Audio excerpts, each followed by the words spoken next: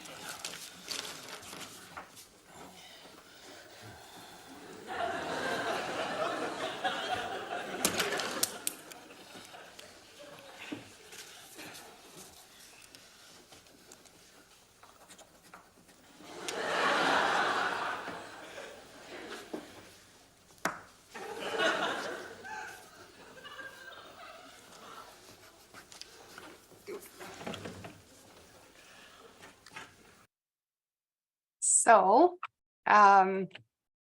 we all know Mr. Bean. What do you think was happening in this situation?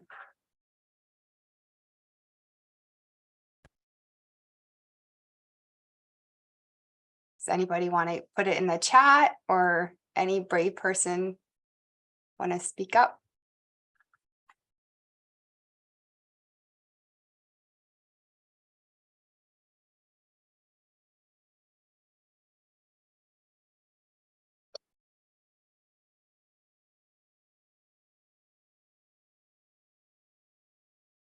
Don't be shy. 30 seconds remaining.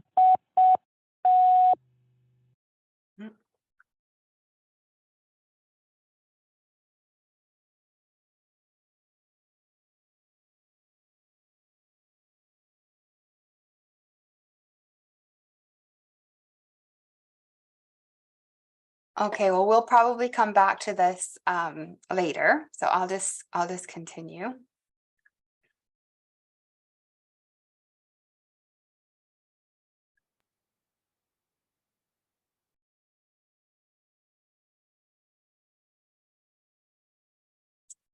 Okay, so these are your handouts for today. I hope everyone was able to get them and print them out. You'll be using them during the training, and then hopefully you'll use them afterwards as well. So an overview for today, what is aphasia? What is communicative accessibility? Supported conversation for adults with aphasia, and aphasia-friendly materials. this is a really good little video that explains aphasia really well. So I'll just play it now. So what exactly is aphasia? Aphasia is an acquired communication disorder. Acquired means that you're not born with aphasia. It's something that happens to people after a stroke, brain injury, or a neurological disorder called primary progressive aphasia. Aphasia impairs a person's ability to process language, but it doesn't affect their intelligence. People with aphasia are still just as smart, though they may have problems understanding language, speaking, reading, or writing. So how do you communicate with someone who has aphasia? First, be patient. Allow plenty of time for a response. Make sure you're speaking with and not for the person. Use simple, short sentences, and make sure you go to a quiet place to speak so there aren't a lot of distractions.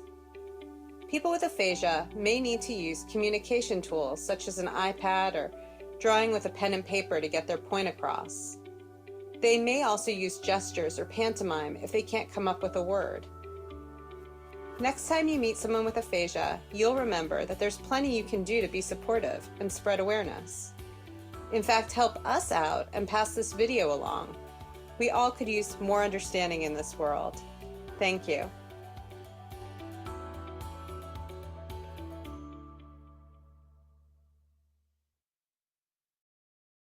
Okay, so we'll be going through all of those points in the video today. So aphasia affects the language areas of the brain. It's usually from a stroke, a brain injury, less commonly a brain illness like a tumor. And it affects the person's ability to produce language, produce speech, and to understand speech. And it can also affect the person's ability to read or write. And usually it involves the left side of the brain because for most people, language is on the left side of the brain. And aphasia typically gets better over time. And so that is a really important point because it usually maybe after the person has had a stroke more recently, you see a lot of progress in a short period of time, but aphasia continues to get better. Also, let me just see. Also, a really important thing to know is that aphasia looks different in everyone. So if you meet one person with aphasia, you've met one person with aphasia. So just keep that in mind. It depends on where the brain has been affected, how much of the brain is being affected. So aphasia is going to look different, and the amount of support that you give to somebody with aphasia is going to vary. This is a really great quote. Aphasia is a disorder of the use of language, so the way we express or comprehend ideas through words. And so as you can imagine, aphasia masks a person's inherent competence because it affects the person's ability to use language, but it doesn't affect the person's intelligence or their thinking. So we say that people with aphasia know more than they can say, and it's incredibly frustrating. A lot of our clients say that, you know, people make them feel like they're stupid, or they feel like they're stupid, when really it's the communication. That's what they have difficulty with. It has nothing to do with intelligence. And it has the most dramatic impact on conversational interaction, such as talking and understanding. So I just want you for a minute to just think back to how many conversations you've had today so far. Can anybody want to put that in the chat?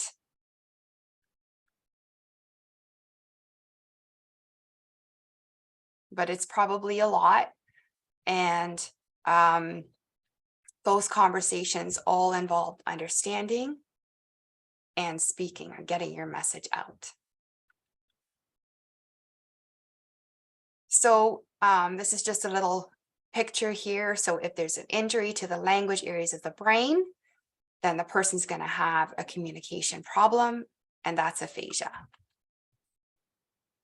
So Susan, we've gotten some responses. Oh, sorry. Yeah, I can't see the at least, chat when yeah, 20, at least 15.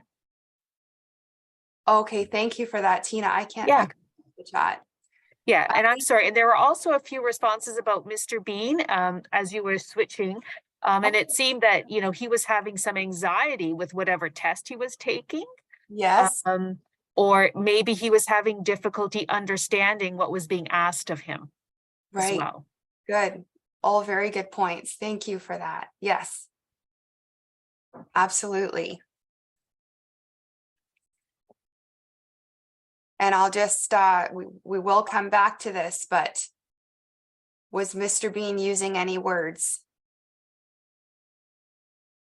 Was he speaking?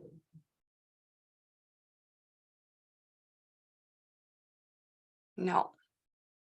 But he was still able to get his message out, wasn't he?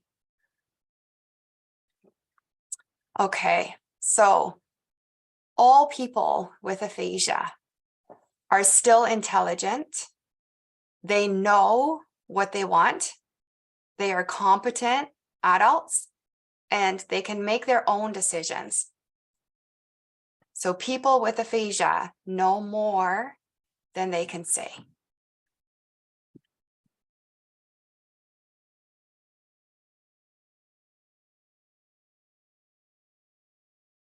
There is a type of aphasia that you've probably heard about with Bruce Willis in the news.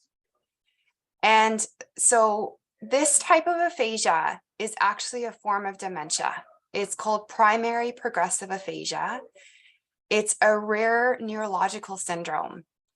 And it's, as I said, a form of dementia, and it does not result from a stroke or brain injury. And unfortunately, this type of aphasia does not get better over time.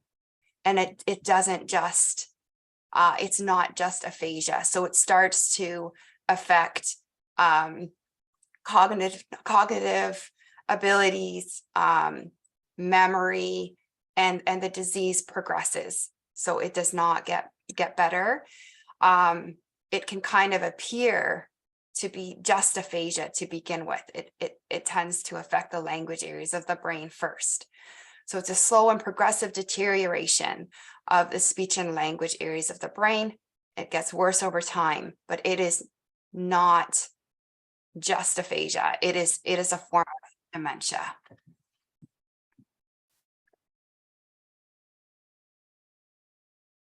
Okay, so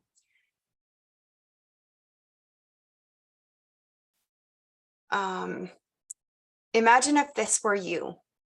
You are intelligent, but you cannot understand what people are saying. You can think clearly, but you cannot express these thoughts. You feel that everyone thinks you're stupid, and no one discusses complex issues with you, such as health, your situation, or your feelings.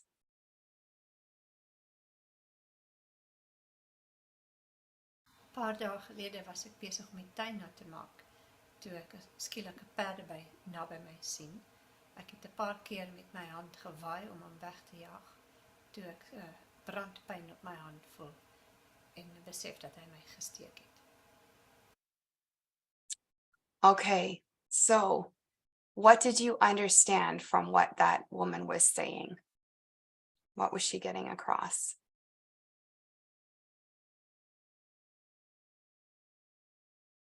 You can use the chat or you can speak.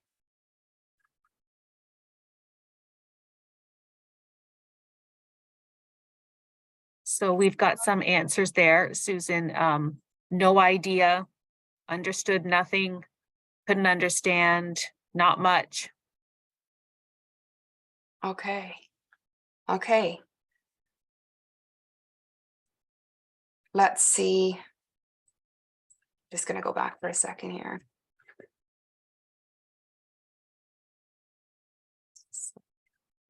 Just a second. Hmm.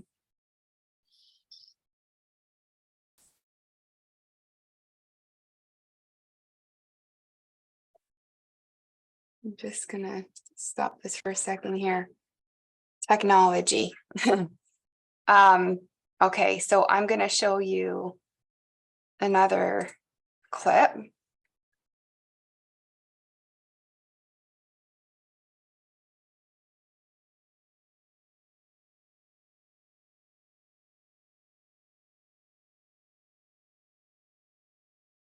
Maybe Emily, I wonder if you could have that ready to go for the second one.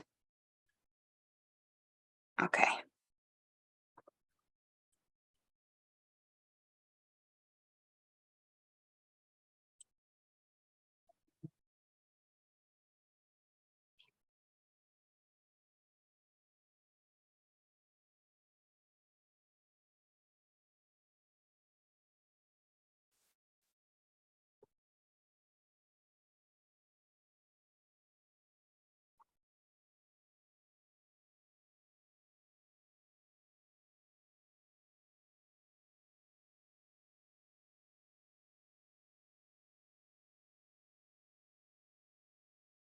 Susan, would you like me to go ahead and share the second video? Yes, please. Okay.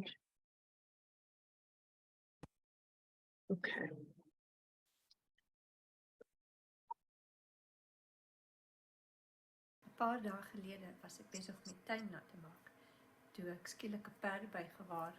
Ek het 'n paar keer hom met my hand probeer wegwaai en toe voel ek skielik 'n brandpyn en 'n besef uit my gesteek op my hand. Okay, thanks, Emily. So what did you get this time?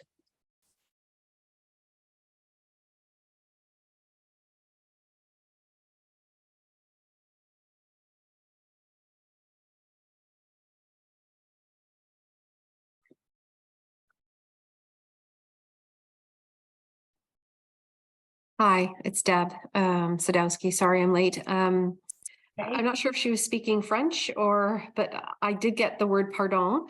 And then as she was using her gestures, I feel like she was trying to say she was late. Look, like at the time, she was pointing to the time, something around that along that lines. But I think with her gestures, it helped me interpret what she was saying, but I could be way off.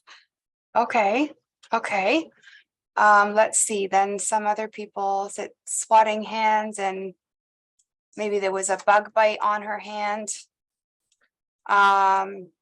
Someone else said, Natasha said she's trying to explain what's going on around her. Okay. So a little bit more than the first clip. Okay. Emily, can you show the third one, please?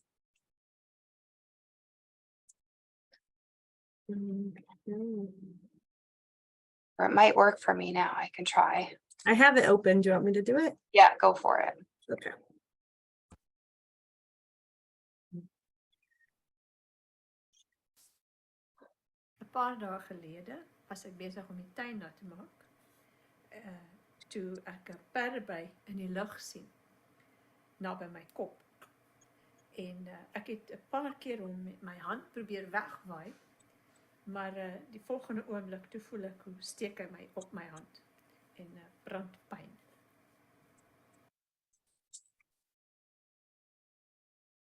Okay, thanks, Emily. So what did you get now? Got the basic story. Okay, what's the basic story, Judy?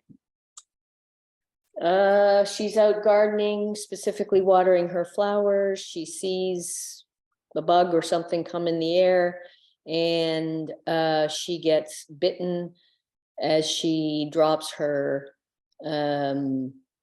hose, and it was the back of the hand. Okay, all right. But she didn't express much pain, so I gather that wasn't a huge part of the issue. Okay, all right. And other people have much the same thing, stung by a bee while out watering her flowers. swatting bugs away and getting stung. Yeah, so that's great. So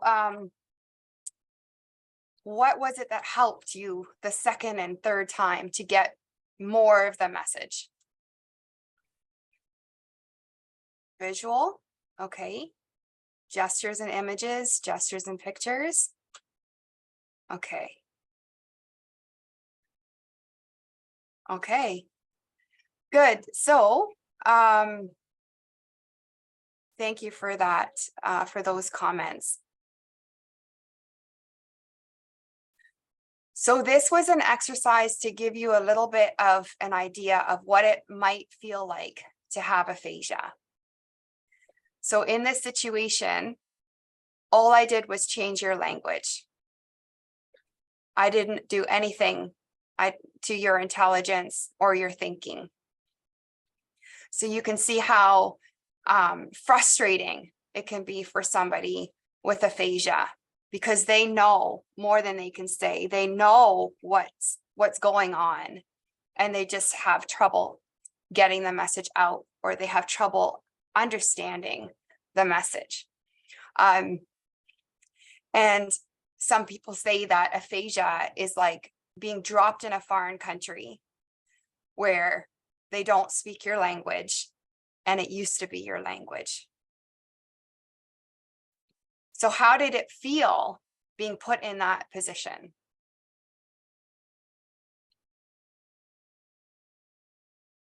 Stressful?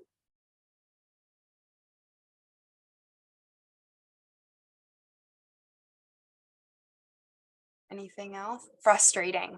Yeah, definitely. Yeah, yeah.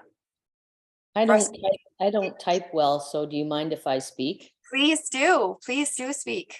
Yes. I had a little bit of a difficult time putting myself in place because I was the recipient. You know, how does it feel to have aphasia? Well, that didn't really do it much for me, but having been exposed to someone recently with profound aphasia, and as a result of a profound stroke, I think the incompetence is felt on both sides of the equation. And I think we need to recognize that part of our stress in the situation is that we are laid waste. I mean, how in the heck do you try and figure out what a person needs if you don't know their personal body language? I mean, this is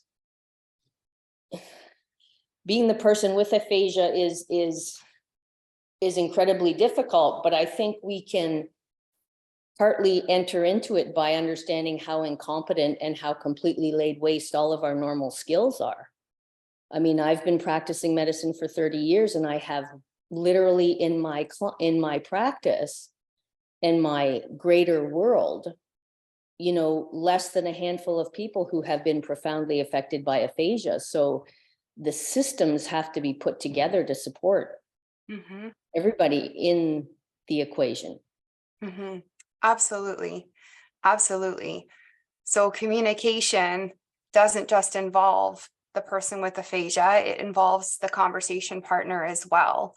So there's things that the person with aphasia can do, and there's things that the conversation partner can do. And it's all about working together, recognizing that it's frustrating, making yourself vulnerable, that it's okay to not get the whole message, that it's okay to make mistakes.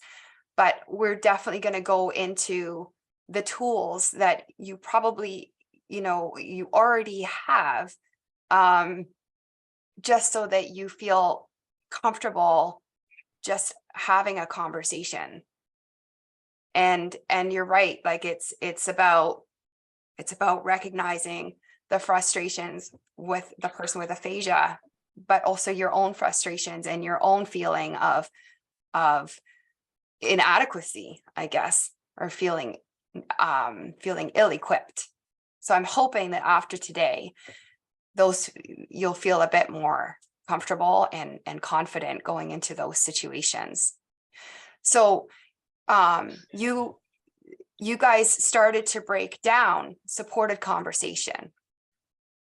So you noticed that that the woman was using gestures and she used drawing to get her message across. She also had a slower rate of speech. We're going to break all of this down, but I'm just trying to introduce it to you just as we go, so that you can build on it, and her facial expression as well. So the whole idea is that communication is not just speaking. A huge part of communication is nonverbal. It's what we don't say. It's our facial expression. It's our gestures. So you already have these tools. Okay.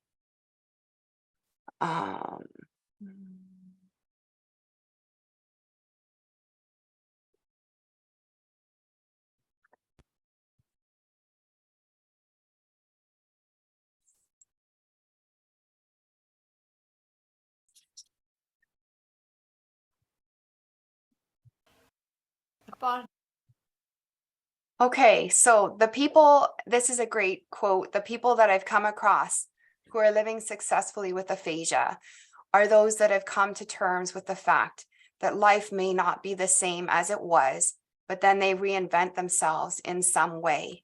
And they're able to take that message to other people and make other people feel empowered. So I want to introduce you to, and maybe some of you have heard of him, Steve Goff. So Steve and his wife, Carol will be on later on today, taught many, many people about aphasia. And Steve had aphasia.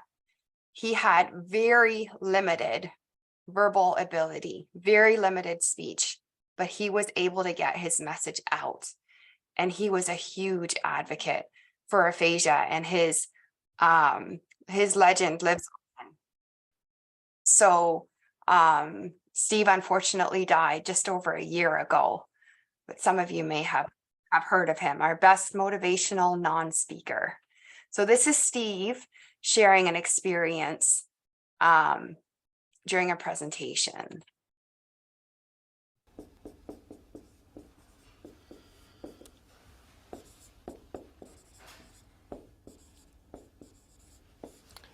Good. Okay. March 12th, 1994. Steve, we figure, was waking with a blockage, a stroke in progress. You'd promised someone that you would get up at 5:30 in the morning. He'd stayed up studying till around 2 in the morning. Yes.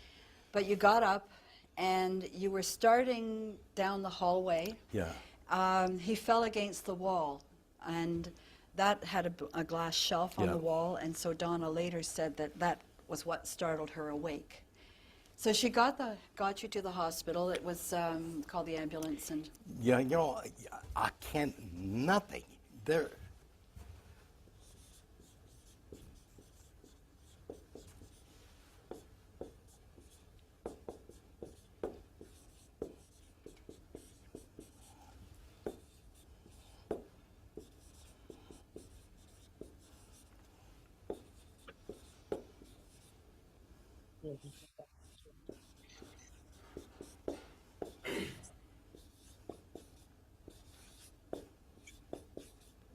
There, yeah. it left Steve unable to speak, write, read, Nothing. count. Nothing. Math, of course, is language related. You know, You had the right side paralysis. yes. Want to sign? You sign? Yeah, thank you. Yeah, you know what? There. You. Okay. Steve's asking all of us, imagine if the last sentence we speak tonight is the last full sentence for the rest of our lives. You know what?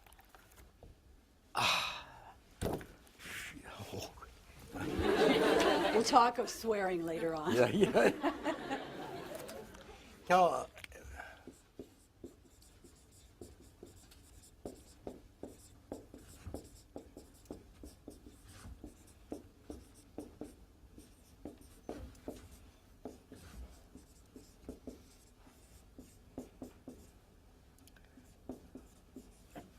there. Steve's older daughter, Teresa, was at Queen's, and she studied and sat beside her dad's bed for 2 days while Steve drifted in and out of Yes. consciousness. Cal, oh.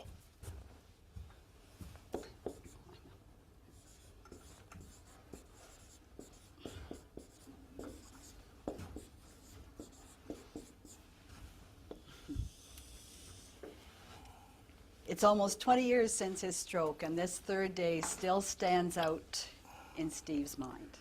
Yeah, there. Because you are in the health, and you are Yes. going to work with people with Yes. vision difficulties and so on. Keep in mind, this is what happened with Steve with the nurse. If she had prefaced by saying, I know you know what these are for, but I need to do this type of test, Yeah, good. then at least it would have helped to explain.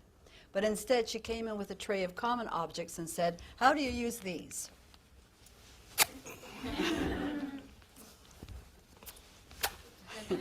I think she got a score out too, you know. Because it was insulting the intelligence. And if we keep in mind, the person is still intelligent. They know what they Yes. want to say. They are formulating it in their mind.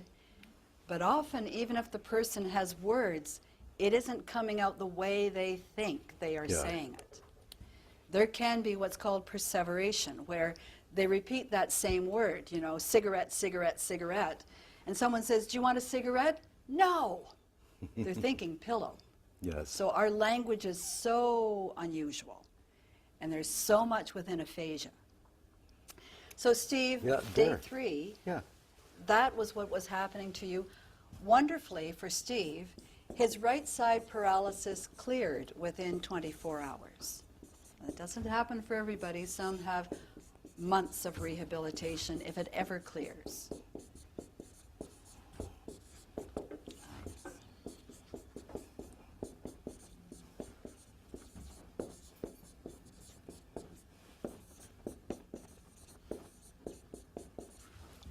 Well, being the model patient, on the 4th day, Steve was bored. He realized he couldn't talk, Nothing. he could walk, so he took himself down to the cafeteria and watched people. Yes.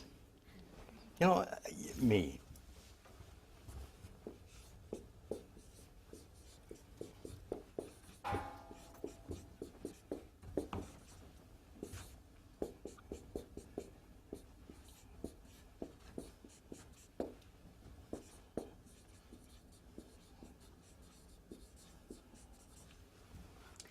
Well, by the 5th day, he walked down to the office and signed himself out. Yeah, bye. You go there, Cal. There. The doctor came in, tested it, had you walk. Yeah. Everything was fine that way. And there had been enough assessment, knowing that it was the language that needed work. So they'd set up an outpatient for Steve to continue with speech therapy. And I think early on, that speech therapist had told yes. Steve his strength was going to be in his writing, not so much in his spoken words. So he did practice and work on the spoken part, but more practice with the written part. Cal, there.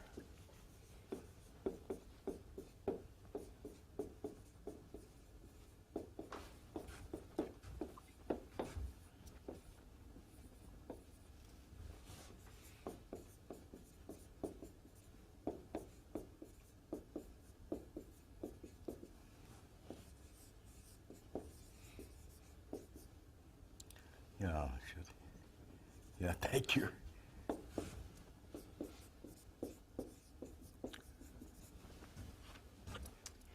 They spent his time walking their dogs, Yeah. as explained. Nothing. You know, Listening and thinking. We can understand feeling the isolation, feeling angry, because it's connected. If you can't talk, you must be pretty dumb. thank you. And that's not so, you know, like, yeah.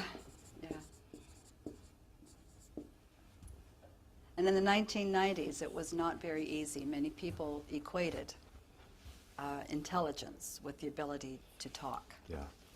So, Steve, you're saying it's like Well, we know life is like Oh, yes, driving sure. along a road. Yeah. Oh, There's bumps. It might be Yeah. something family related, Good. something about school or work. You deal with it, you go Yeah. on. Yeah, but having a stroke, though, is like hitting a brick wall. yeah, I can't do, you know, nothing.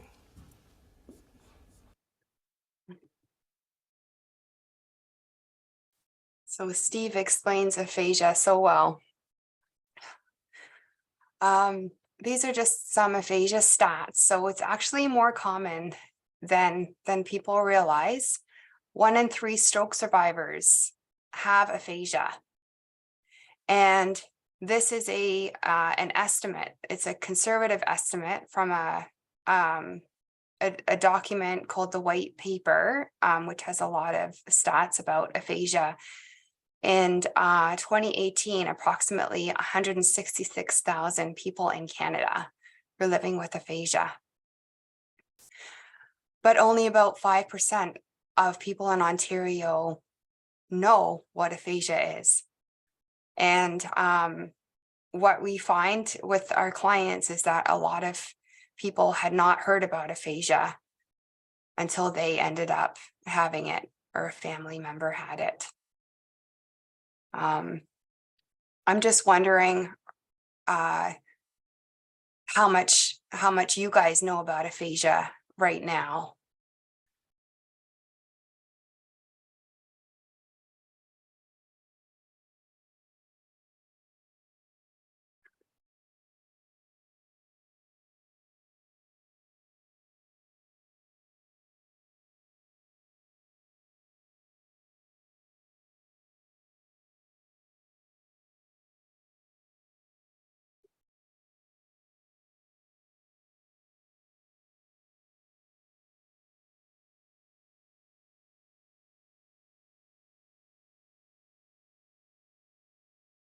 Okay, so some of you work with people with aphasia regularly, programming for them as a recreation therapist.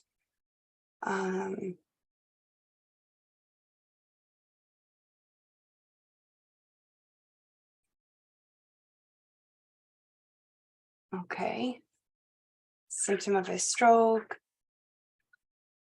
The acute setting. Yeah, so you see aphasia in a very early on, which can change a lot. Aphasia can look very different in the acute setting from the rehab setting, and then in the community setting. Definitely. Absolutely. I think I've got all the comments. Yeah, there's different types of aphasia. For sure. It affects depends on where the brain has been affected and how much of the brain has been affected. And we're going to break that down more. But yes, so if you were to look at aphasia in 3 general categories, there's like a non-fluent aphasia, and that's when the person doesn't really need much support to understand the message, but they have a lot of difficulty getting their message out. And then there's a fluent type of aphasia when the person needs more help understanding the message and they don't have any trouble getting the message out. So that's where the person may have like made up words, or the person has like all the intonation, and it really sounds like, the person the person thinks that they're telling you about their family member, but it's coming out as like all these different words.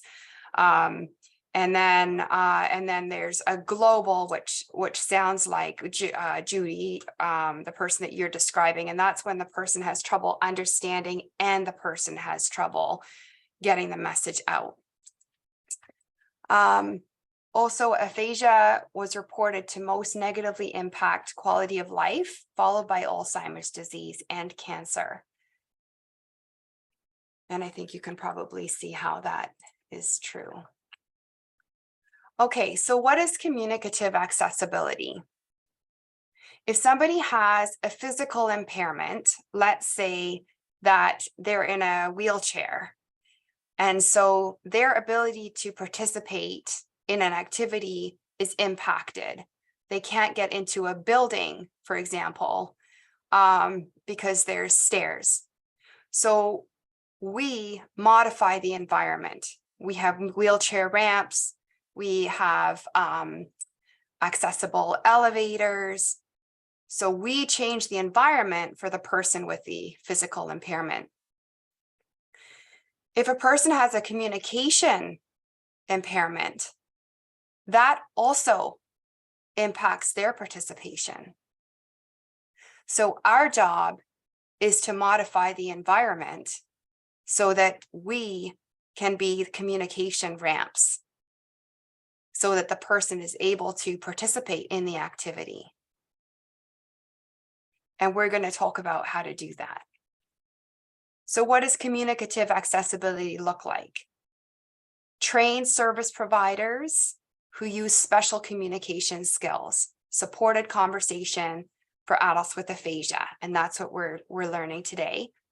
Healthcare information that has pictures or is easily understood, more simple words. The text is different, so that the person with aphasia and people who know more than they can say are able to understand healthcare information. Let's give an example of a consent form.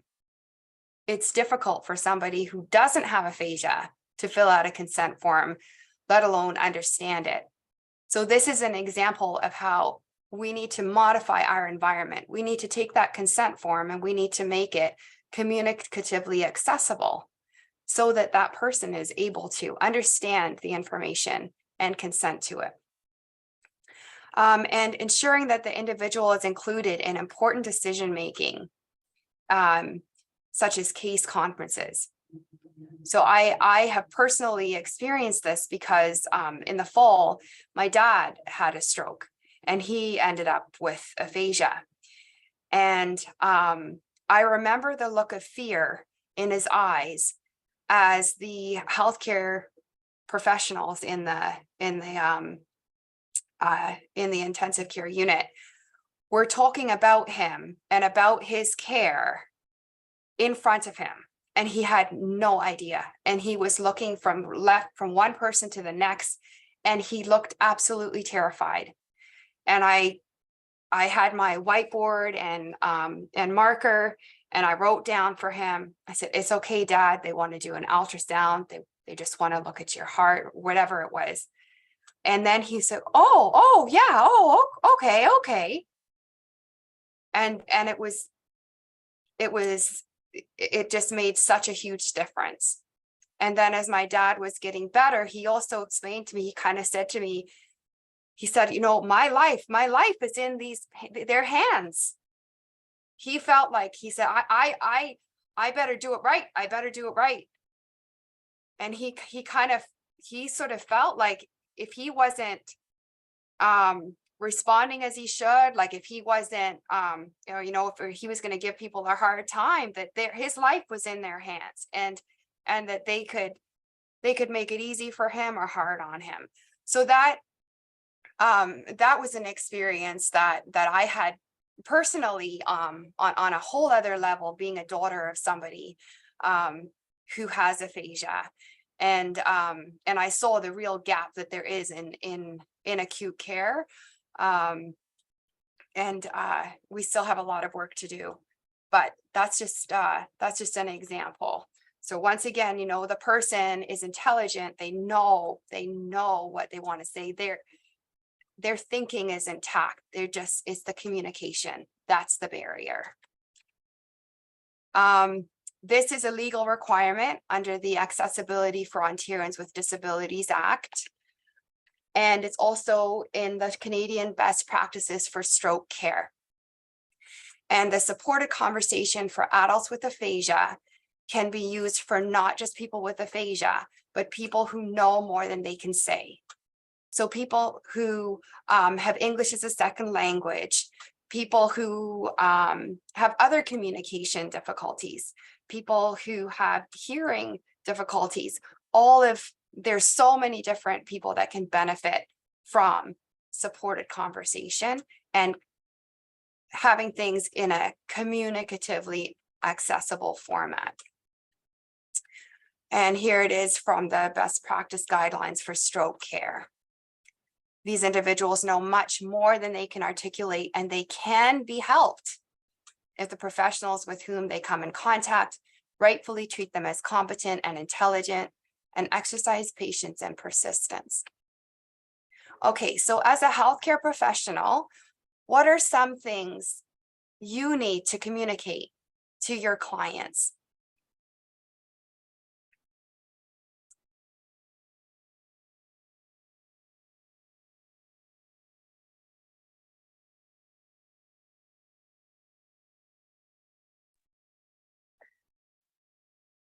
Oh, hello, Angela. Yep. Sorry, I was a little late to the party. With our stroke patients, a lot of the admission process is confusing, asking them about their health history, and then also introducing all the diagnostics and tests and members of the team that they might be seeing, because it's very involved, especially on our stroke unit. You have PT, you have OT, speech. A lot of them look the same. We're all wearing masks. It's hard to differentiate and what their purpose is, what they're there for. So there's a lot of explaining that has to be done with the patient and their family from start to finish for their stroke journey.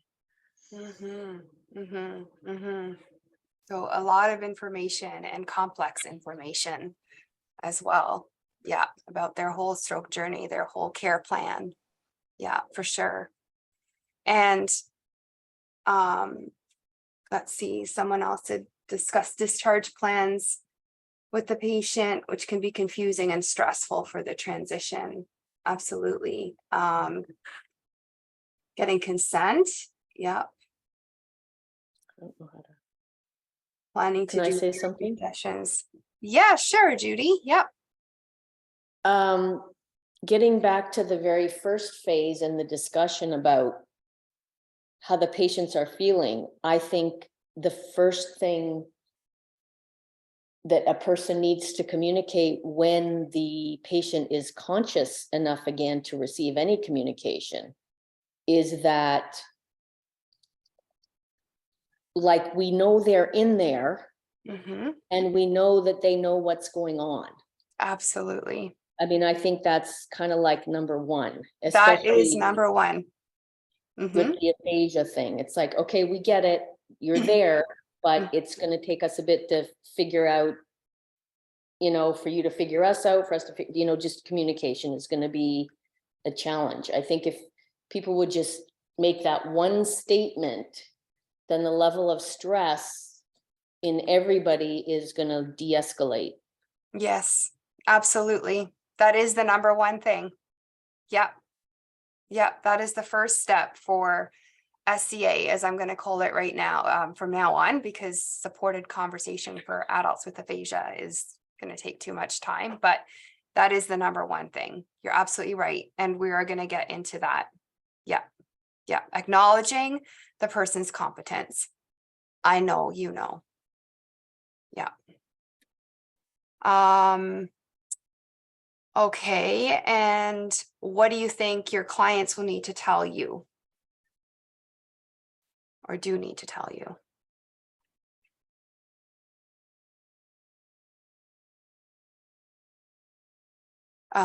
Angela?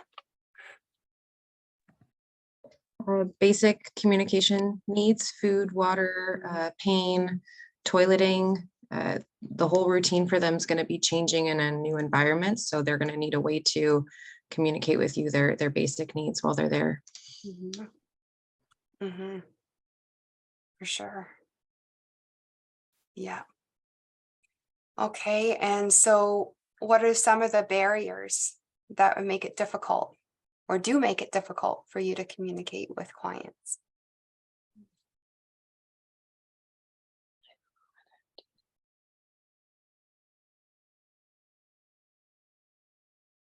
Time.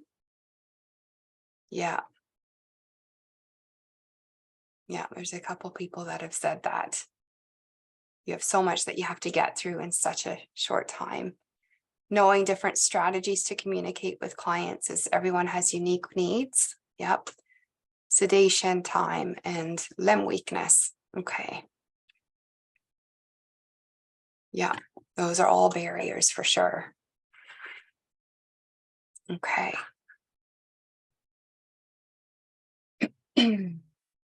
I think right from the get-go, way back at the phase where the person's sort of first conscious again, we need to figure out the family constellation.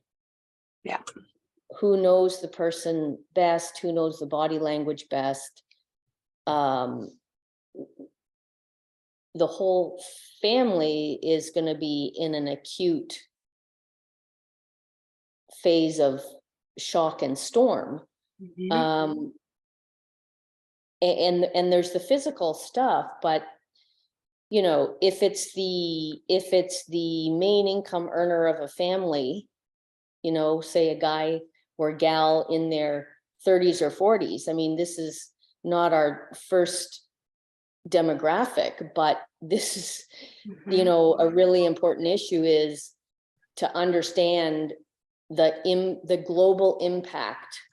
Just even getting the bare bones of the global impact, so that then all of our communications are filtered through that lens. Absolutely. Yeah, that's a really good point. MVP is the one who knows patient best and can read them best. I'm not sure what MVP is, but I think it's kind of similar to what Judy is saying. It's like the family member that that knows the person best and can give you that information. Yes. And if the person is conscious and alert, it's about, okay, most important person. Okay. Thanks, Tina. So if the person is conscious and alert, it's about acknowledging that they are competent, acknowledging that they're in there, as you said, Judy, and then getting their consent to speak to a family member. So you can say, you know, I know you know more than you can say, and it's so frustrating. I know you're in there, and you can say it however, you know, however you want to say it. I really want to help you, or we really want to help you. Is it okay if we speak to your wife, your daughter, your brother, so that we can get more information to help you? And right there, you're showing the person, I know you know, because time is a big factor, right? So I'm hoping that these strategies are not going to be something that you feel like it's another thing I have to do in a crazy pressure cooker day. It's going to make your life easier. That's what I'm hoping. Help you to establish a rapport with the people that you work with, and to make it easier for you to communicate with your client and everyone around them. Okay. So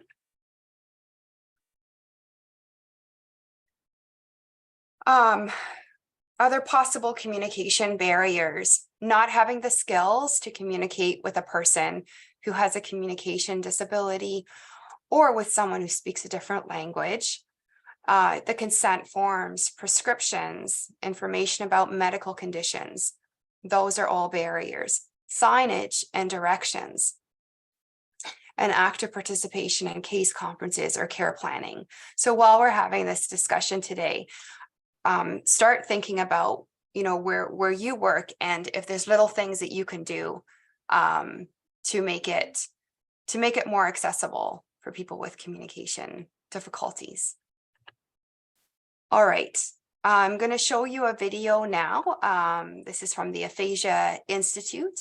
It's of Jerry having a conversation with a doctor. Can you tell me your age? How old are you?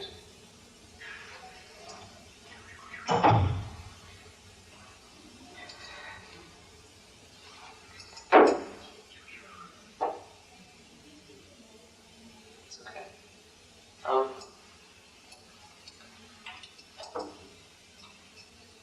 Just for my sake, to get a feel of what you can understand. Do you think that you can understand everything that I say?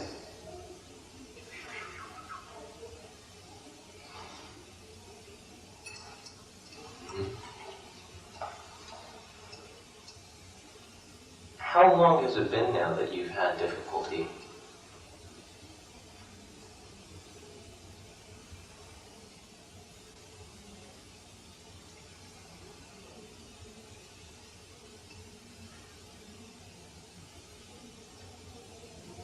Is it more than 2 years? Oh. Is it more than 5 years?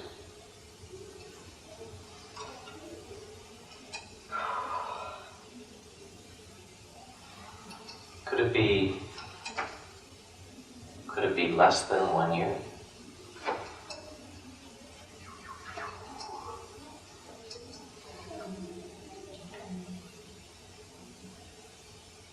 So it's going to take a lot of patience. Huh? Yeah.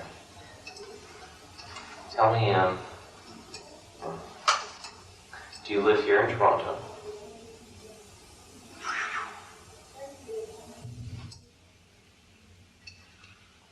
Okay. Can you say the word dog? Okay.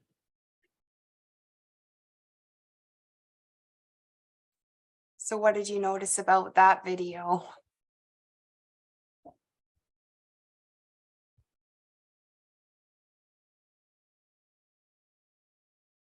Frustration. Frustration for Jerry and for the doctor.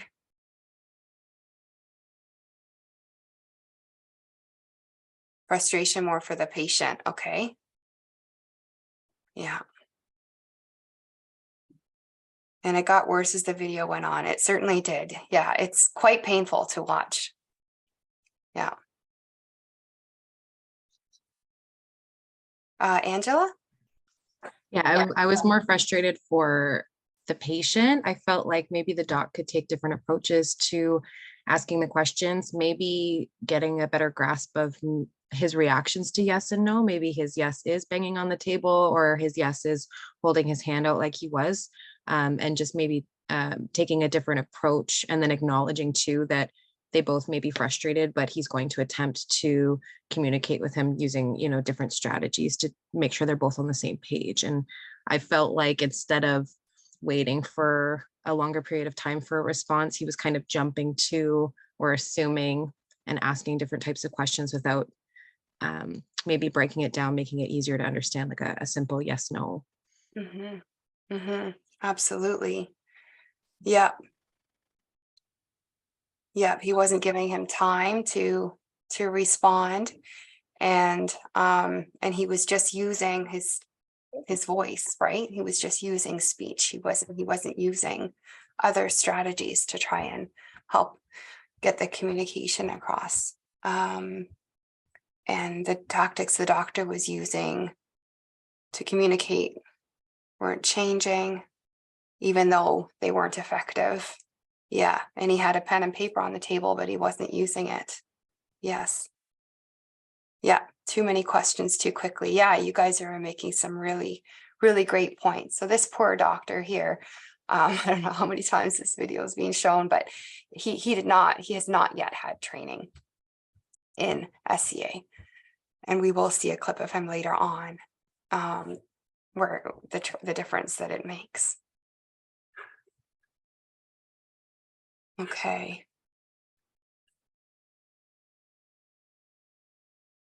All right. So, Can you tell me your age? okay.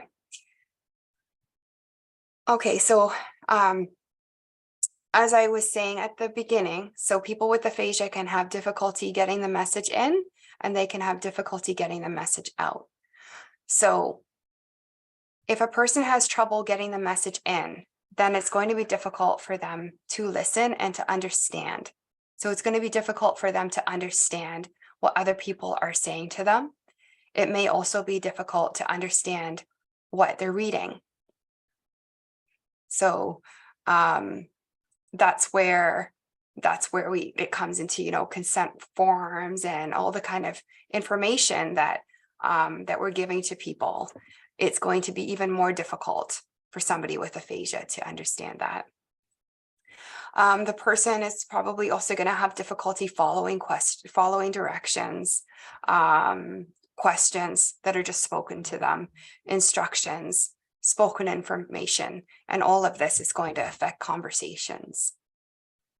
And with the reading comprehension difficulty, then the person may not be able to enjoy reading books, magazines, may have difficulty reading information on the internet.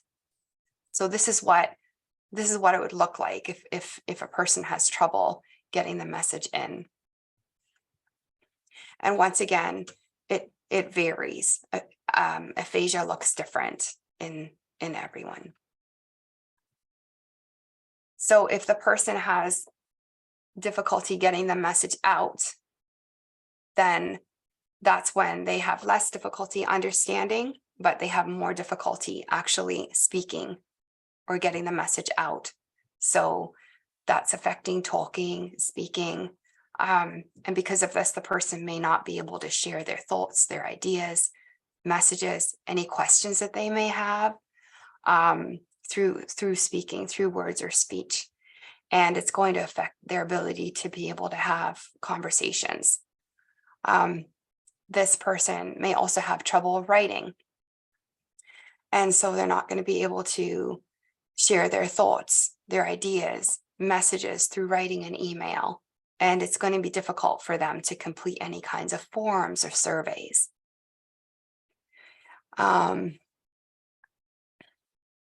Okay. So now we're going to see the video where this doctor has had training. And we'll see what we notice. How old are you, Jerry? You're, let me try and remember. Are you more than 60 years old? Yeah. More? Or down? More.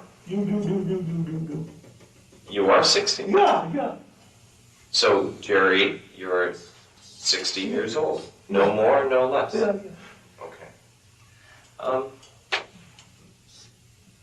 Some questions I asked you last time didn't work very well. Do you remember? Yeah. It didn't work well. So this time it's going to work. Okay. Something happened to you years ago to cause the communication problem. Yeah. Was it a stroke? Yeah. You had a stroke. So your right side doesn't work very well. Do you write with that hand, with the right hand? I see. All right.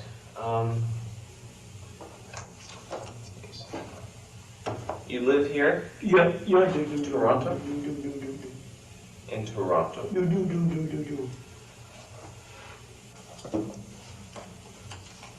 You know this book better than I do, then.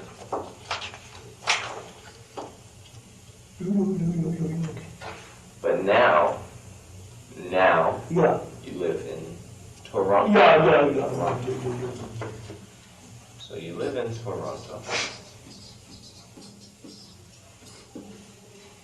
Do you live in North York? West. Yeah. So you live west Yeah. of Toronto? Yeah. Are we talking about Etobicoke? Yeah. In Etobicoke? Okay. That's where I'm from too. Yeah. Yes.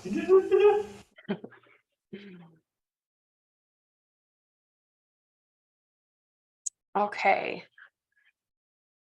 So what did you notice with this video clip?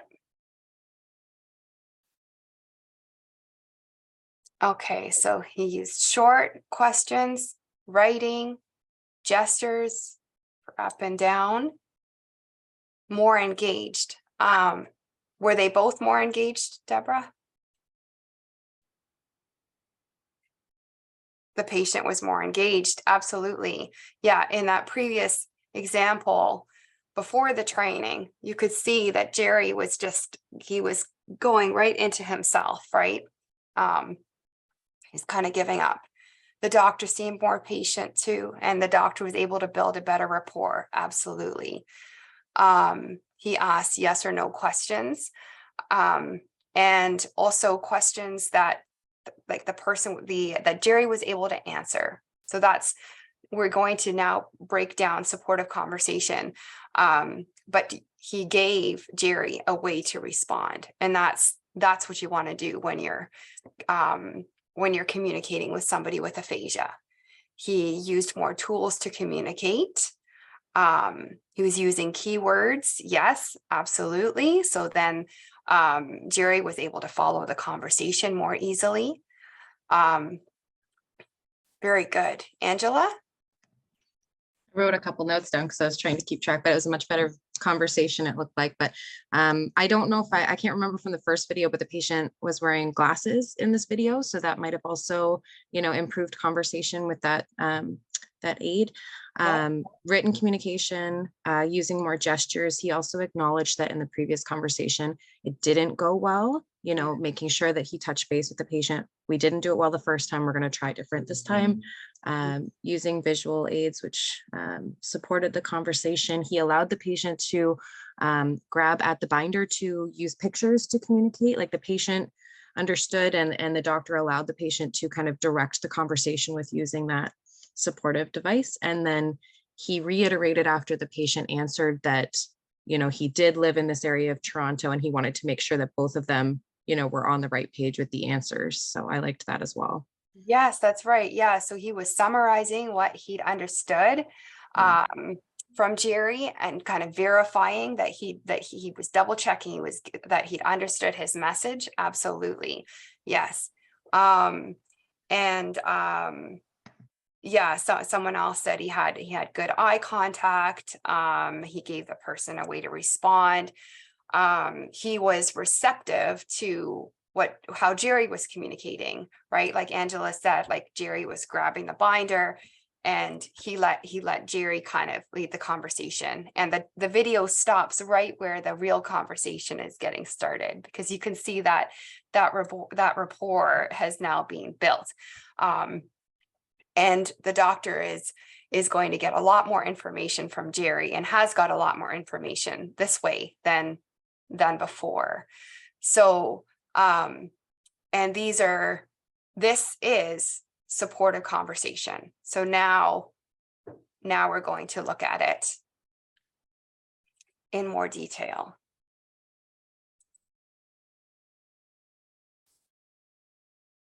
Okay, so there are three main components to SCA. Judy, you highlighted the first one, acknowledge competence. I know you know. These are the techniques that you use to help people feel as though they are being treated respectfully. I know you're in there, and that is the number one thing to do.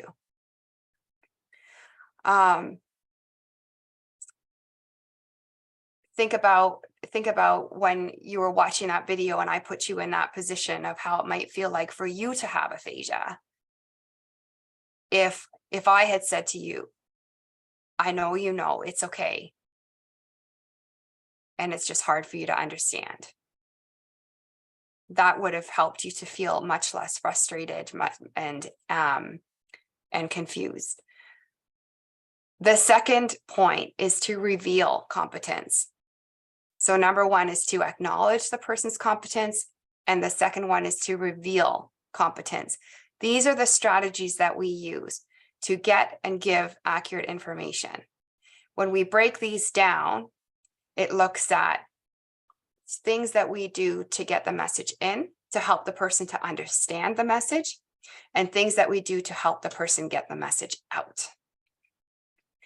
And then, Angela, you said the third thing, which is kind of like a sub point, it's all part of revealing the competence, is to double check, is to verify that we've got the person's message. You don't want to pretend that you've understood, because the person knows that you probably haven't understood. So verify, you're reflecting, you're expanding. So let me make sure that I understand. You're talking about your son, and your son fell yesterday after dinner or something like that. Like it's you're kind of rephrasing, kind of repeating back to them what you've understood, and you're summarizing it. And that's to make sure, yes, you have understood the message.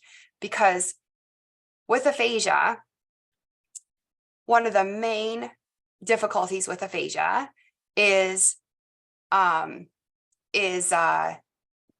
having word finding problems. So they know what they want to say and they can't get it out. We all have difficulty finding a word. It's on the tip of our tongue. That happens to all of us. But with people with aphasia, that happens all the time. They know what they want to say, and that they just can't get the message out. And with that, the wrong word can come out. So the person may say she instead of he. And so that is also why it's important for you to verify the message, because maybe the person was talking about their daughter. They weren't talking about their son. So you want to make sure all along that you're verifying the message. Numbers can get mixed up. If a person is, they may say 1999 instead of 1966. That's all aphasia. The person is here. Everything is fine up here. Their intelligence is there. It's the wrong word that's coming out. The person may say no and be nodding their head. So you want to verify, okay, is it actually yes or is it no? So somebody brought up the point that the doctor was asking yes or no questions. So that is very important. Early on, you want to try to establish, does the person have a way to say yes or no? Thumbs up, thumbs down. What is a reliable way that they're showing you that? Pointing to the yes, no. Okay. Maya Angelou, I've learned that people will forget what you said, people will forget what you did, but people will never forget how you made them feel. So acknowledging competence. You want to speak naturally using an adult tone of voice, a normal loudness, because the person may not have a hearing impairment, and a slower rate of speech. So you don't want to speak to the person like this. It's just how I'm speaking to you right now. I've got a lot of intonation. I'm using my facial expression and gestures. My rate of speech is a little bit slower. And that's because with aphasia, it's the processing of language that is affected. So it takes a little bit longer for the message to go in and a little bit longer for the message to go out. So several of you have brought up the point that it's time. And that is the biggest thing. There are some people that just need time. They just need that extra bit of time to get the message out. And that's just waiting a little bit longer than you're comfortable with. And that's probably enough time for the person to communicate. So a slower but normal rate of speech and acknowledging the person's frustrations. I know you know. I know you're in there. And dealing openly with the situations when you need to speak with a caregiver to get or give information. So we talked about that, getting consent from the person. I know you know. I want to help you. Is it okay if I speak to your son about your medical history? It will help me to help you. So that's just all about acknowledging the competence. And then, attributing breakdowns to your own limitations. So using humor. And like the doctor, he said, last time didn't work very well. And Jerry was like, yeah, it didn't. So just be human, be vulnerable. If you're not getting it, I'm sorry, I'm not getting it. My ears aren't working today or something like that. So that's number one. That's acknowledging competence. Number two, revealing competence, getting the message in. So with getting the message in, when you're speaking, you want to use a slow rate of speech, a natural tone of voice, and use short, simple sentences and an expressive voice. All of these things are giving the person another way to understand the message. Body language, use natural gestures that the person can easily understand. Writing down the keywords. We're going to get a lot of practice with this today. That's like the main ideas, the main point, so that you can keep track of the conversation and the person has another way of getting the message in. So they can see, okay, tomorrow, dentist appointment. You're not writing tomorrow, you have a dentist appointment. They're going to check your teeth. Like you just write tomorrow, dentist appointment, 2:00. So we'll get practice with this. I kind of think about it as jot notes, but it's just the important information. Pictures and props, the person's communication book, and other resources, using one resource at a time. So that could be maps, it could be photos, whatever it is. We have our phones with us all the time, so you can get creative. You can look up maps on Google, you can look up stuff on Google. Those are all strategies that you can use to help the person to communicate. The person themselves, they might also be using their phone or tablet. One thing to note is that it is kind of on us as conversation partners to provide those tools and to give the person the opportunity to use those strategies, because with aphasia, initiation can be affected. So the person finds using a map helpful, but the person may not be able to actually take that map and bring it to you and show you. Some people can. A lot of our family members are, well, they've got this book here, but they never look at it. They never use it.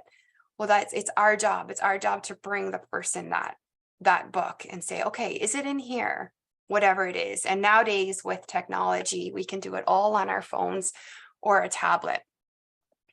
And then observe. So look for signs of the person understanding. You have a look. You could see Jerry's facial expression the second time around. He was showing when he understood his eye gaze, his body posture, their gestures. So look at everything look at the whole picture. And then revealing competence, getting the message out.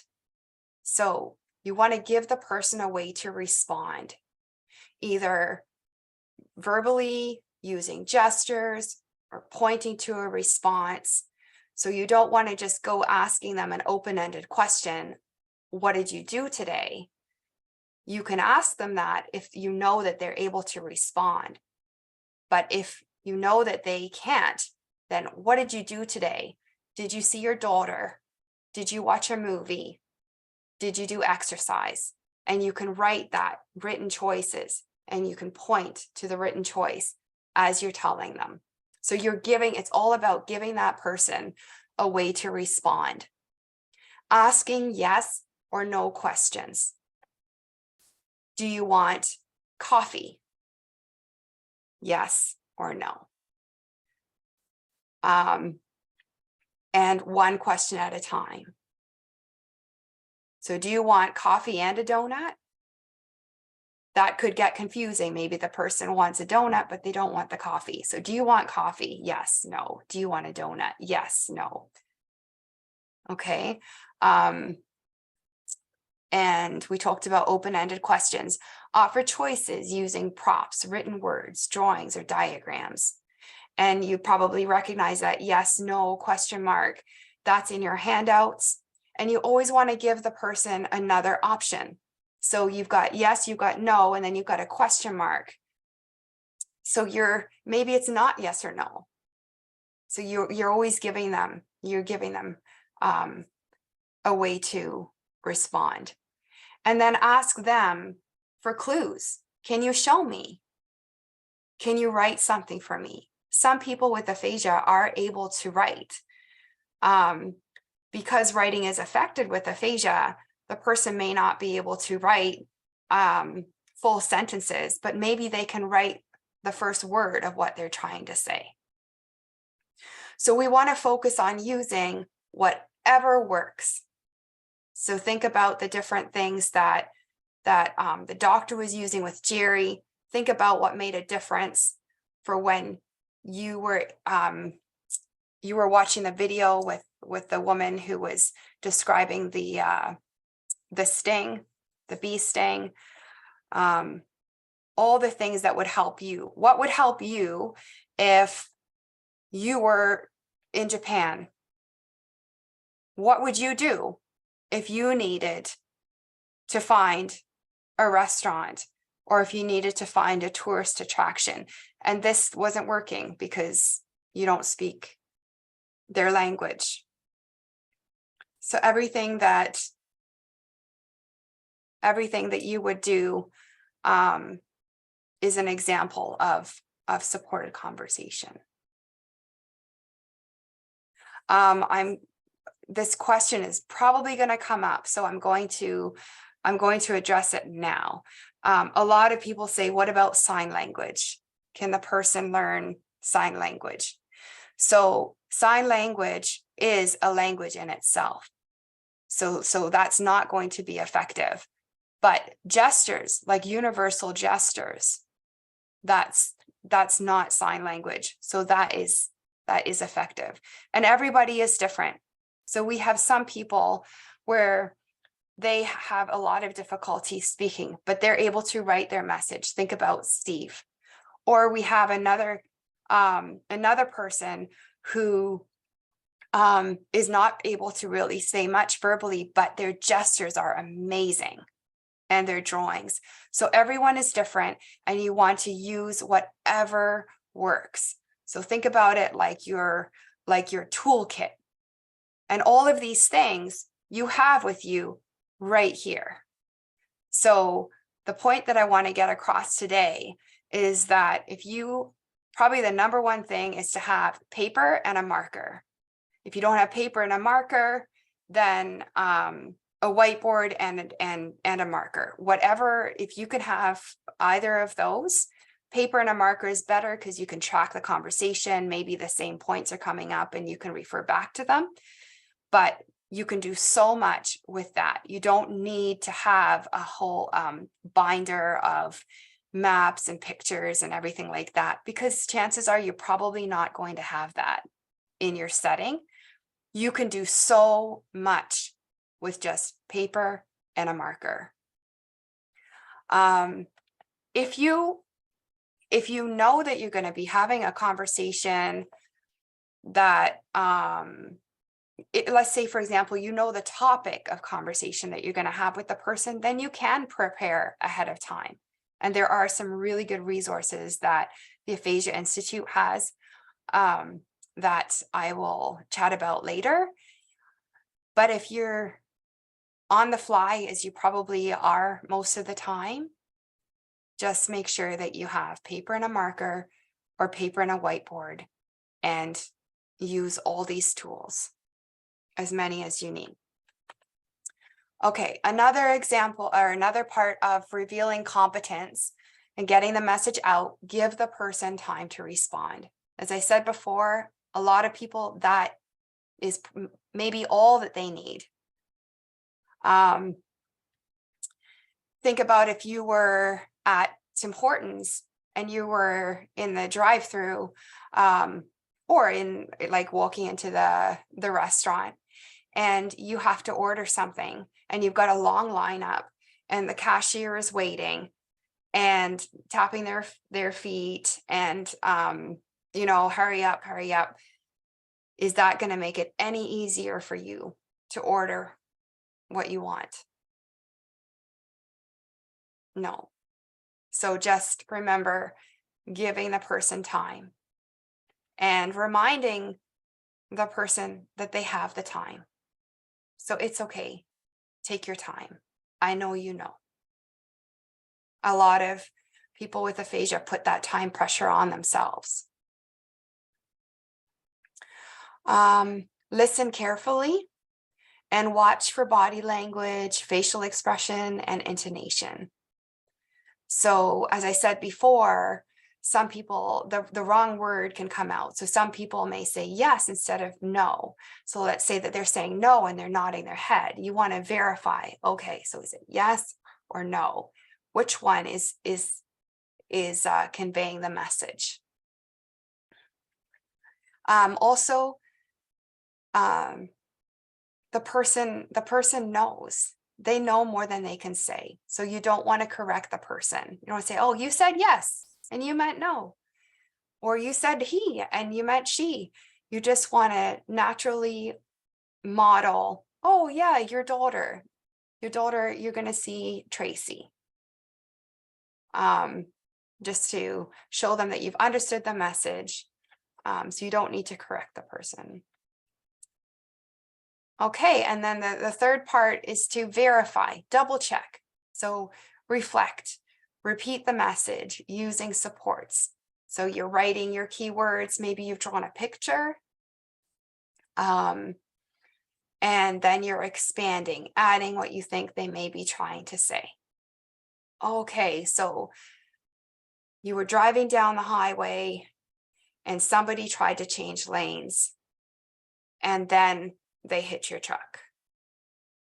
So you're explaining, or you're expanding, you're summarizing. Let me make sure I understand what I'm hearing is, and then you're adding gestures or written keywords as needed.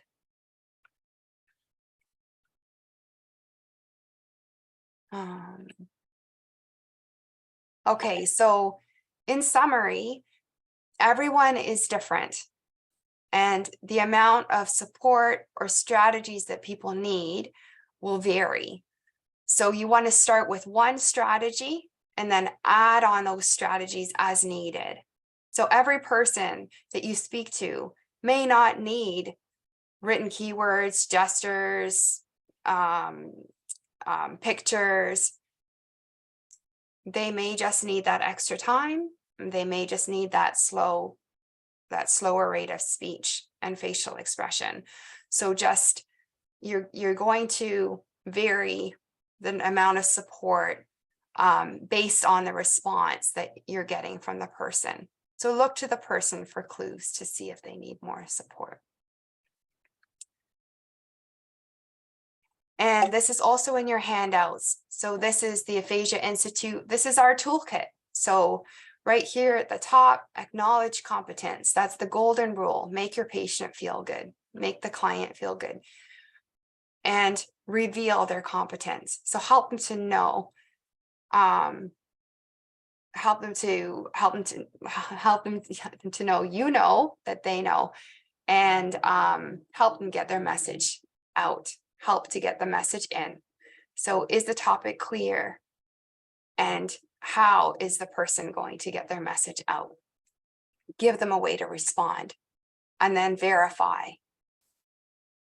Is the conversation on track, or have you misunderstood something along the way?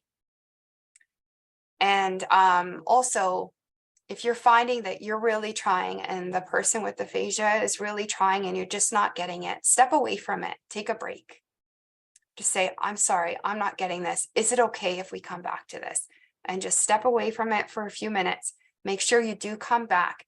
The chances are that time away, you'll think about what the person was saying, or the person with aphasia will think of another way to communicate that.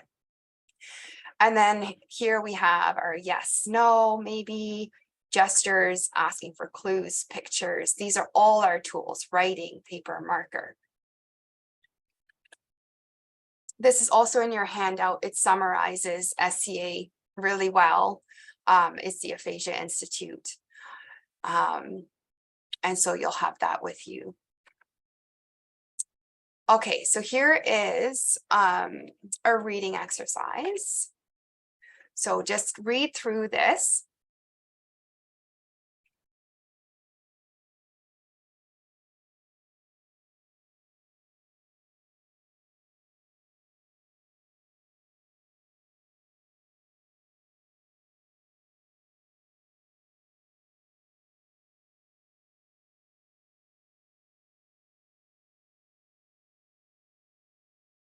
Okay, and now let's answer these questions.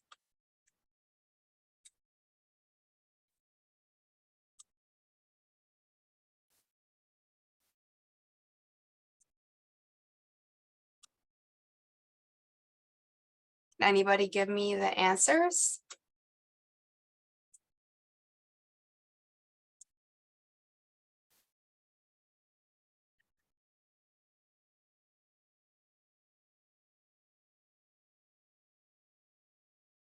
Okay, Emperor and Adeles. Okay.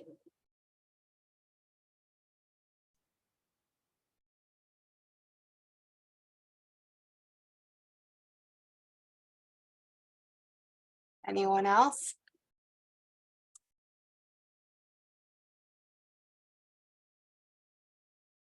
Didn't get to read all of it. Okay. I think Adele, I think are fuller. Okay, so some of you may be getting something. Okay, let's try this.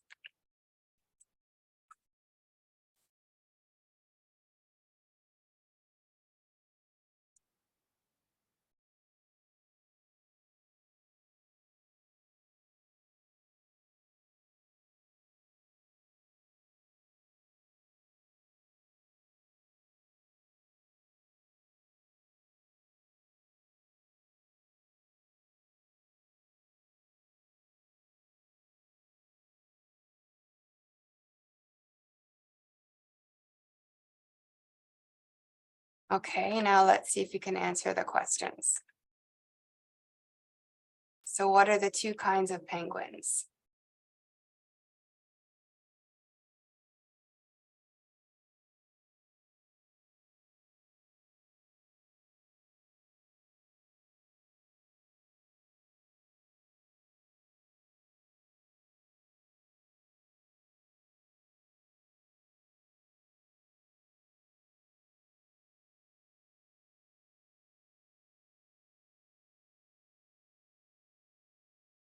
Anybody?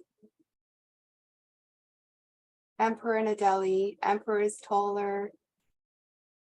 Adele weighs 13 pounds. Yep. So did it make a difference the second time around? So that this is an example of making something communicatively accessible. So I added pictures to help you to see what I was talking about. I bolded the keywords so that if you didn't really get anything else, like, let me go back. if you didn't really get anything else, you got versus Penkins live, king size smaller, Empedours grow 30 feet height scale, 900 pills. So you got like the main words, then pictures to show a scale and the height, and then the important parts of the passage, the white rings around the eyes. So this here, I made aphasia friendly. Shorter sentences, white, a lot of white text with not too much on a page. The font, like throughout this whole presentation, we've kind of made the PowerPoint that I've been using today aphasia friendly to show you that it actually benefits everybody. It makes it easier for everybody to understand the information. So these are things that you can do to make it a little bit more clear and accessible. Okay, so written support, writing keywords. You want to have 6 to 8 words on a page. So you don't want to have too much on a page because then it kind of defeats the purpose. Use easier words like doctor instead of physician. Using large print is easier as well. And avoiding like all caps because that's harder to read. And pictures can help. So sometimes you can add a picture as well. It may not be needed, and you want to make sure that it helps and doesn't really confuse the person. So here's an example. This is an example where there's too many words on the page. My name is Stacy. I will help you shower today, and then we'll have breakfast. This is an example of enough keywording. So Stacy, I've got the person's name, help shower today. And then I drew a little picture of somebody having a shower. And as you're using the keywords, you'll point. So you say, my name is Stacy. I'm going to help you shower today. The more you do this, the easier and more natural it becomes. It feels a little bit strange to begin with. And you can practice this at home. You can, if you're watching a show or something like that, or the news, like think about how you would keyword what's happening. If there's having a conversation, if one of your family members, you're having a conversation with one of your family members, you can keyword the conversation. So just practice, and it will get easier, and don't be afraid to try. Okay, so here's another example of keywording. So shower, can I help you shower? Yes, no. Or is this okay? Yes, no. So it's nice and clear what you're saying, and you're giving the person a way to respond. And then you're going to verify. Pictures can help. So let's say, for example, you're talking about the hospital, and you don't have to be an artist. It's just something that's going to make it a little bit easier to understand and to help get that message across. A pain scale. So you can draw out, you can make your own pain scale. So tell me, how bad is the pain? And then you can draw out the scale. 0, no pain, 10, really bad pain, and get the person to show you, to point. And here's another example, hockey. So if you're talking about the hockey game, for example. Okay, this is another example of keywording too much. After lunch, we can play cards and then go for a walk excuse me, what do you want to do first? Do you want to do something else? So we're going to break this down. This is the first part. After lunch, do you want to play cards? Do you want to go for a walk or something else? Let's say the person needs more support. After lunch, do you want to play cards? Choose some cards and go for a walk or something else.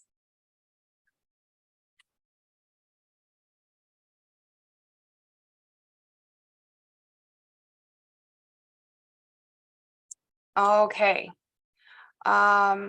So we're now going to get ready for a role play, a chance for you to practice with each other. So you're going to be put into breakout rooms, and you're going to have a chance to practice.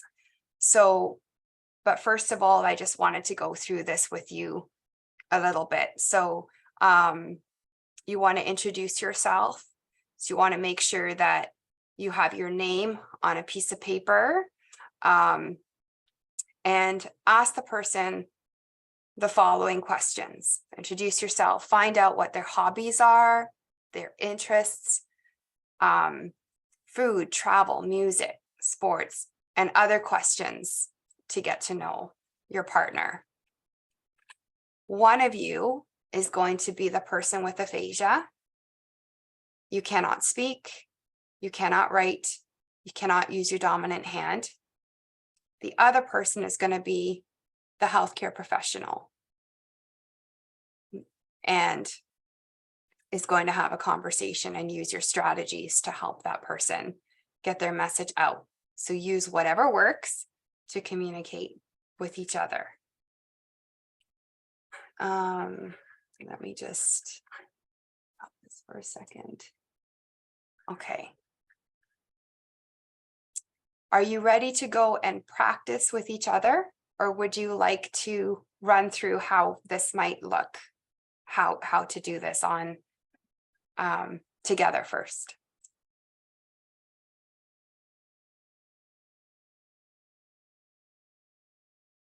Run through? Okay. All right. So, do I have any volunteers who want to, how would we start this? What should we write?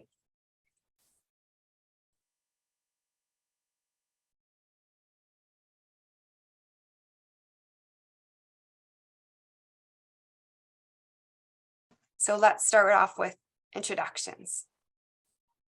So you're going to write,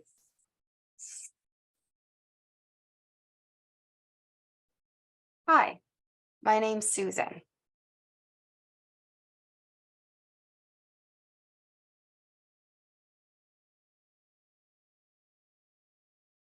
It's nice to meet you.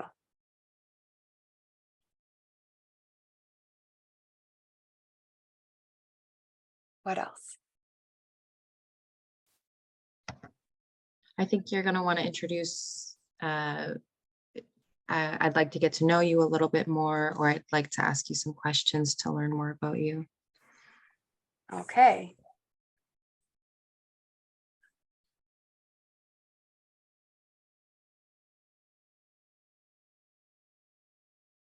I'd like to get to know you. And you can kind of decide if you want to put all three of those words on. It doesn't matter, just give it a try. Okay. All right.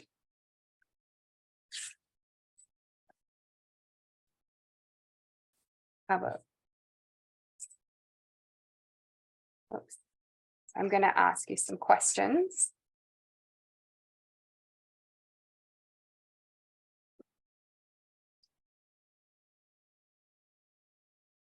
I'm going to ask you some questions. Is that okay? Yes? So Emily's nodding. Okay. Yes, that's okay? Okay. All right, great.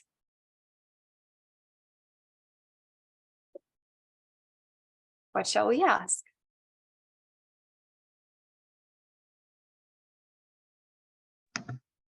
Maybe favorite food?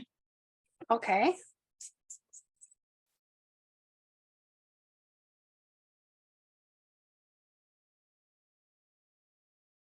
What's your favorite food?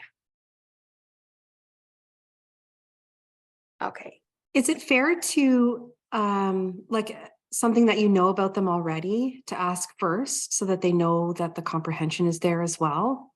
So that you can establish like yes, no first if they're understanding.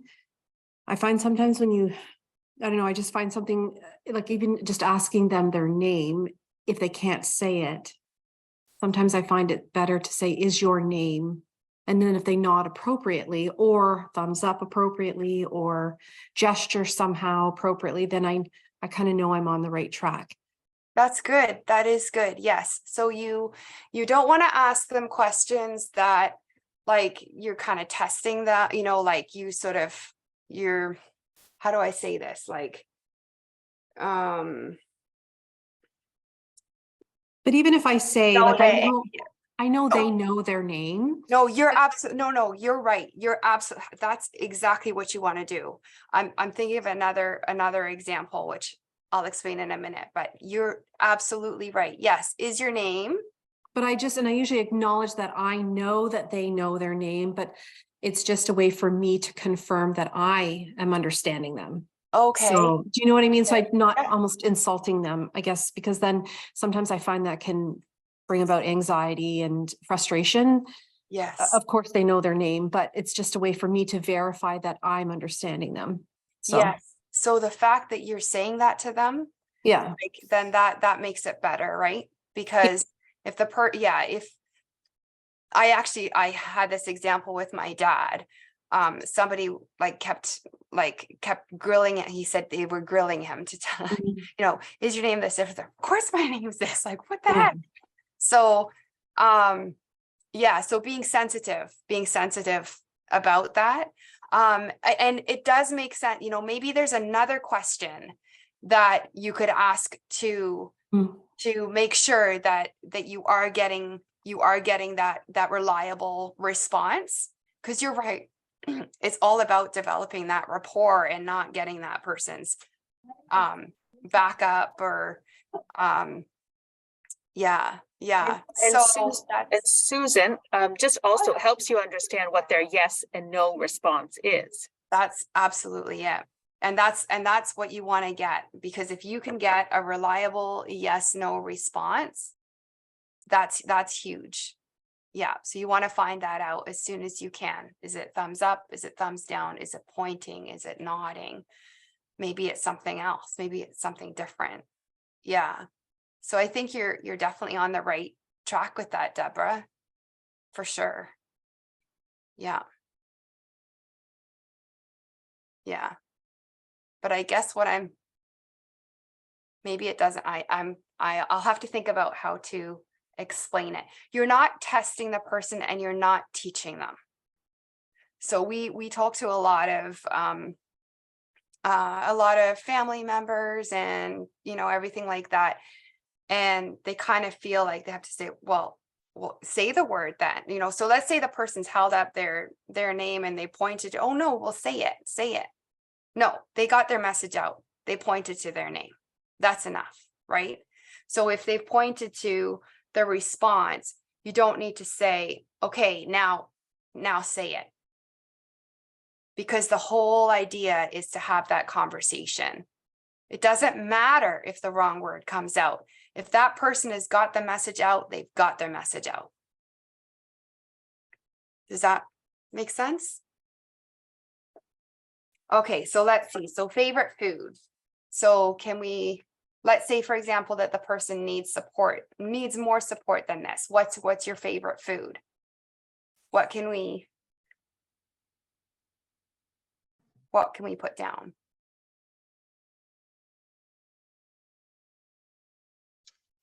Maybe you can write eat or pictures of food items, like typical favorite foods. You could, or you can start by writing. Okay, someone's got one. Is it a dessert or a main course? Yeah, that's good. How about just asking, do you like, and then having a food item? And you can do that too, for sure. But let's say, for example, Do you like broccoli? No. Do you like maybe you're not going to get to that favorite food? So you want to give them some choices to kind of narrow it down. So you want to start with general questions and go to specific. So instead of like, is your favorite food chicken? You want to say, what food? Is it a main course? Is it dessert? Is it an appetizer? That's a great way to set it up for sure. Because then you know, okay, it's a main course or it's a dessert. Okay, let's see. Categorize food with groups. Okay, and then other people said like drawing a picture. Food is a large category, but you can still get there. You can still get there by narrowing it down. Breakfast food, because maybe for the person it is really important that you know their favorite food. So you don't want to just kind of ignore a question because you think it's going to be hard to get there. Okay, hand a flyer with pics. So yeah, a picture. And is it okay? Yeah. So then Deb said, is it breakfast food? Is it lunch? Is it dinner? So that's good too. Okay, so let's say we've got it like this. So is your favorite food a dessert or is it a main course? So let's say, for example, the person is pointing now on Zoom, they're going to point and I'm not going to see where they're pointing, right? So, so can you show me 1 or 2, or look for what the person is showing you? So 1, 2, let's say, for example, it's 2. Okay, 2. Okay, so it's a main course. Okay. All right, great. All right. Would you have this food for breakfast? Lunch? Or dinner?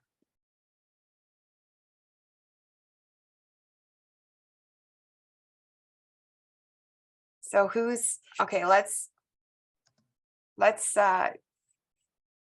who's gonna be my guinea pig? I would probably do the same thing too. I would put like a 1, 2, and 3 if you have. Yeah. I'm just thinking of myself trying to like point at the screen. Yeah. I don't know if I would do up, middle, or down, or how I would. Yeah, for sure. show you. Okay, so Angela, I'm gonna guess your favorite food, not guess, but I'm gonna find out. So don't tell me. Okay. So is it breakfast, lunch, or dinner? Lunch? Okay. So your favorite food is lunch. All right. Okay, so now what can we ask? So we know it's a lunch. Something that you have for lunch.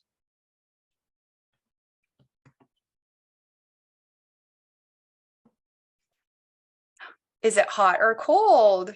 Sandwich or soup? Hot or cold? Okay, let's try that. Good. You guys are good. All right. Is this food hot or is it cold?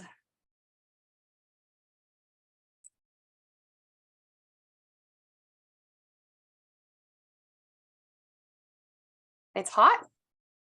All right. Okay. Okay, so then somebody suggests, okay, so we said it's a soup. What else could be hot? Soup.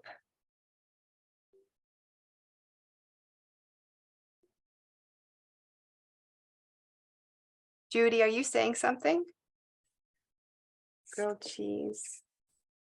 You're on mute, so I'm not sure if you're saying something. Okay. Soup, grilled cheese, pasta. Okay, so maybe we'll give 4 options. Let's see. Pasta, and let's say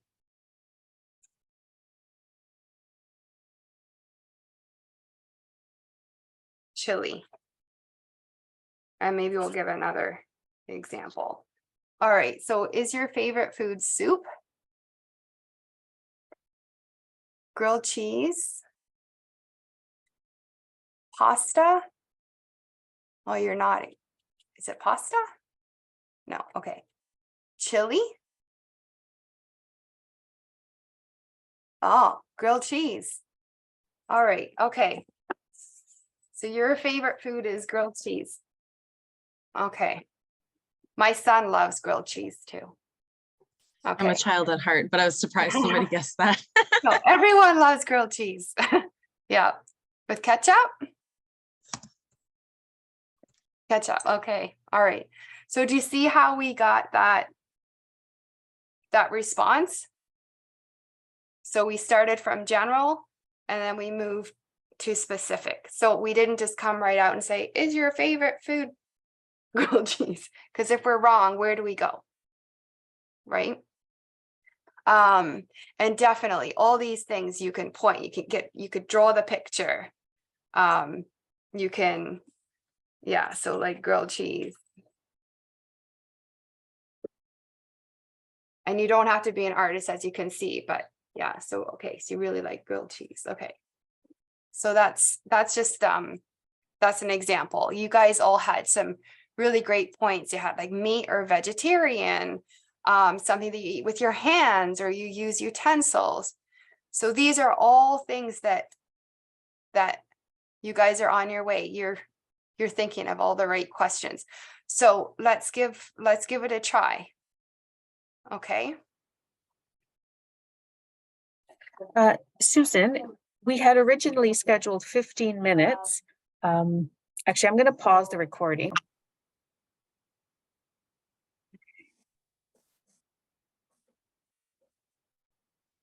All right, so this is from our Brain Crusaders advocacy group. I'm just going to skip through some of this here.